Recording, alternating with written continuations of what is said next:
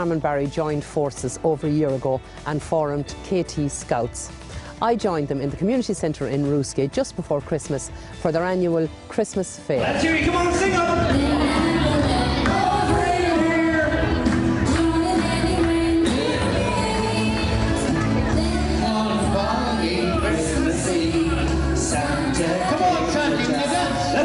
We're here today, Darlene. We're having our annual Kilglass Termonbarry Scouts Christmas Fair.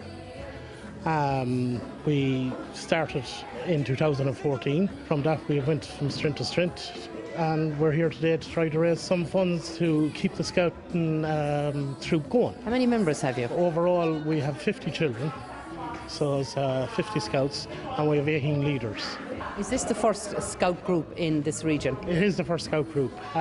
Initially, I started in February of 14 after a meeting with Liam Kelly up in Lanesborough, and he put the idea in my head. He's involved in Ballyborough, which will be Lanesborough Ballyleague Scouts, which are running a long time. And after a chat with him, he put the idea in my head, and I came home and I said to my wife, I said, I'm thinking about setting up Scouts. And she looked at me and she thought I was having a midlife crisis or something. And from that then we went into the schools and we seen what the reaction the kids had to it, and they loved the idea. And we got people involved and got kids involved, and we're here today now. So you're covering two parishes really, the parish of Whitehall, which Termonbarry is in, and the parish of Kilglass. So there's bound to be tons of children. There is tons of children, so there's it's a great amalgamation of the two parishes.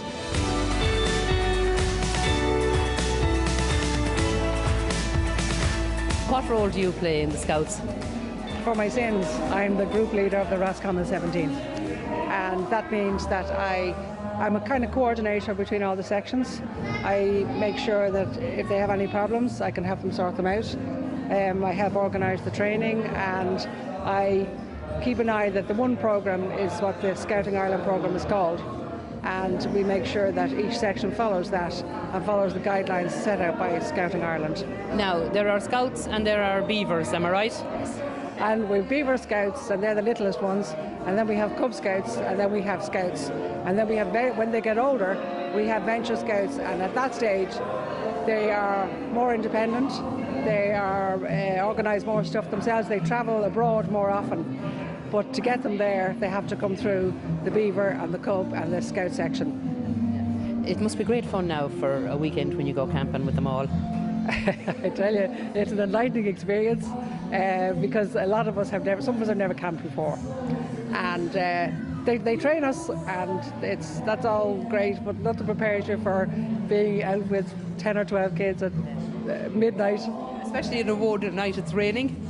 Well, it's been raining a lot. Last summer it rained a lot. A lot of stuff we did last summer now we got washed out, but we're Scouts, we keep going.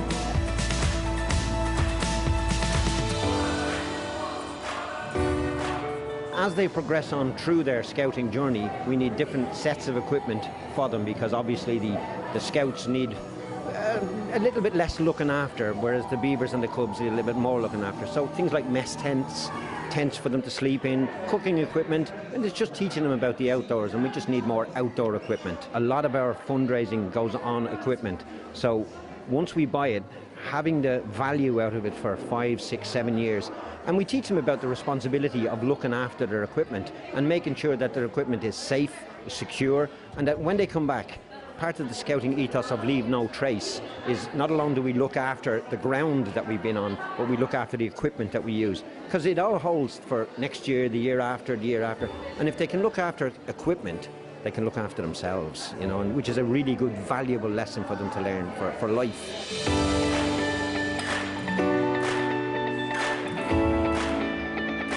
There is no downside to Scouting. The kids benefit from working with their peers, and it's not like school. It's everybody works together and they all progress together. And I don't know anything that you could do that would build children's confidence better than being part of the Scouting movement.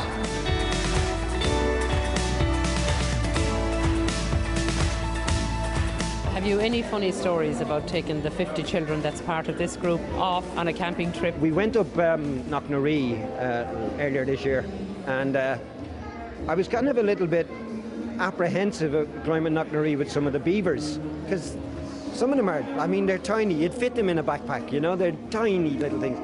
And we gathered in the car park at the base of Knocknaree, and we got off the bus and we started up the hill. They were like billy goats. They were gone. They were gone. We were chasing them up the hill, going, no, slow down, please, slow down, slow down. And some of us, shall we say, slightly more mature people were at the back going, I'm not really sure this was the best idea. Getting to the top of Knocknaree and looking across with that group, and suddenly you just realise why you do it. And that day kind of solidified the whole unit together as one group.